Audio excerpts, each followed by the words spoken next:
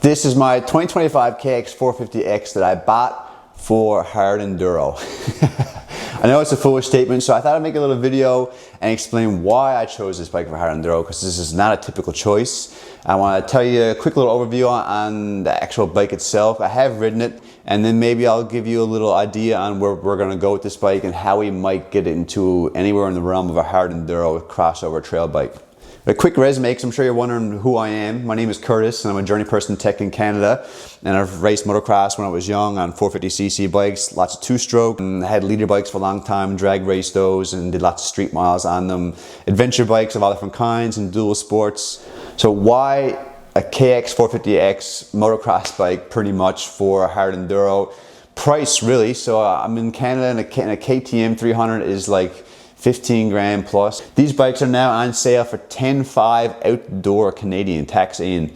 That's pretty incredible. But besides price, why would I choose this bike? Because of course there's lots of other deals out there. I love the 450cc competition bike motor, but then I kind of fell in love with this Honda 450X because it has similar feel, but just dumbed down a lot. So you get that power, it's there when you want it, but it doesn't tear your face off. I bought this bike because it has a cell phone app like Yamaha. Just everyone online on YouTube reviews calls this a Japanese 350. They say this is the detuned, this is the lowest power 450 in the modern bikes. So that was really appetizing to me because I could turn it down even more.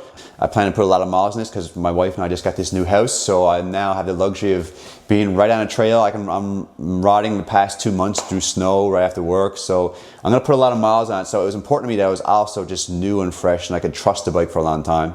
And of course everything else that goes along with this. This is an X model, so it's supposed to have softer suspension. It's got a kickstand, which is kind of nice. It's got Brembo brakes in the front, which I'll show you in some clips. 18-inch rear wheel, which is just, of course, standard off-road stuff. So some of these things, the package started to come together, and it was really appetizing for me as a replacement, maybe a desert bike that I could just possibly squeeze into the hard enduro side. Because I think, done that pretty successfully with that red Honda Sierra 450X. Did quite a few modifications to that. It's plated. It's got lots of things to make it work for off-road, and then I just slowed it down with gearing, more and more low gearing, and it just was working better and better. So I thought, if I can kind of replicate that Honda with this and some modern chassis ergonomics, some modern motor, a fresh bike, then I'll be laughing.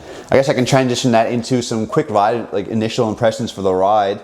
Initial ride, the only thing you can pay attention to is the engine. It was super fast. Obviously it's a 450. All these 450s are gnarly. None of these, even if it's a slow 450, they're all brutal to ride.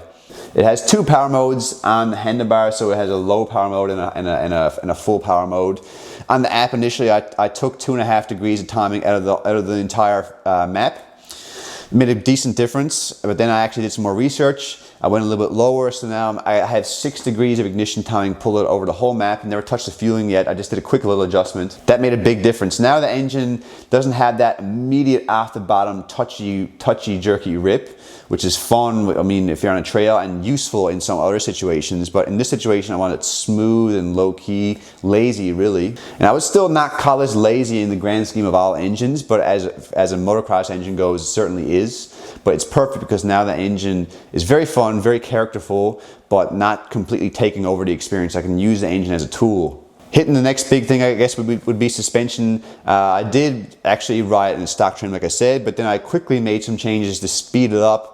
I went full soft on compression rebound front and rear, just kind of playing to see what it would be like. This bike has the biggest adjustment range from full soft to full hard in a dirt bike that I have seen. On my snowmobile, just for some context, if you had the context yourself, on a KYB Pro 40 on like a Skidoo free ride, from full soft to full hard, front and rear, if you just went full soft and rode it and then everything's totally cranked stiff, it's a big change, right? This bike is not quite at that level, but it is a little bit of a chameleon, where when I backed it full soft, it felt like a mountain bike, where on a mountain bike fork that's got all of its rebound backed off, and it's popping off of stuff and almost feels springy. I mean, it jumps down the trail like a jackrabbit. You're like over little bumps side to side. But I'll talk about when I did ride it in its stock form, the suspension felt motocross-ish. So the initial stroke was really impressive to me. That plush, just soaking up all the like fist-sized rocks and smaller feel. And then of course, as you pound it harder, it does not go away. That Honda, if you pound it harder, you start to just blow through the stroke, and you can tell you're touching off the dump stops a little bit. This bike never gets that feeling. It always stays competent. It always feels like it's ready for the next suspension cycle from another rock. Just out of the box, no changes, not even a sag setting. Like I said, it was really impressive. The best suspension I've ever ridden on a motocross type bike.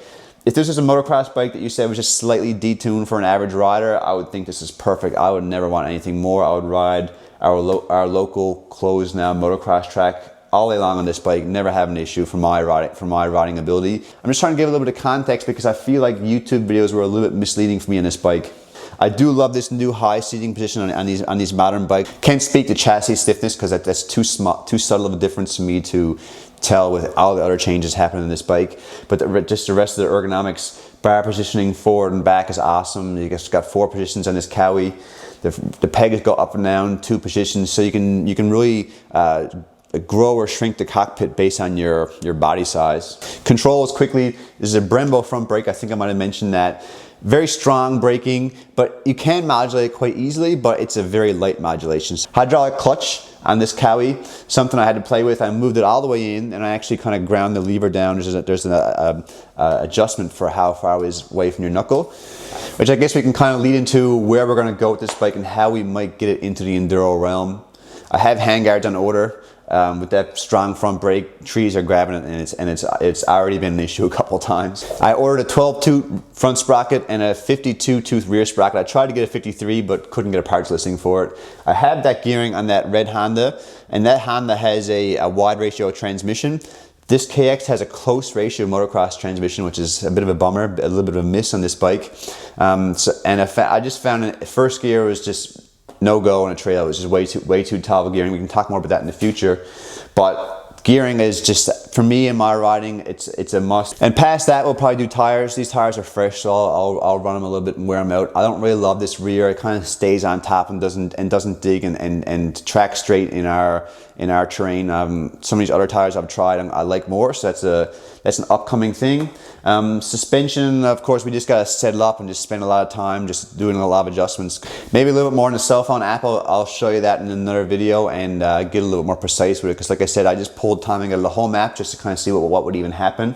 But I think we can do a bit of a better tune on that. I'm kind of used to tuning cars. I've got a standalone ECU in my Miata, so that's something I'm excited to play with and maybe get that map a little smoother and more tailored to what I would actually use. And it may be in the way distant future, we will probably send the suspension to be revalved. Certainly have a way forward.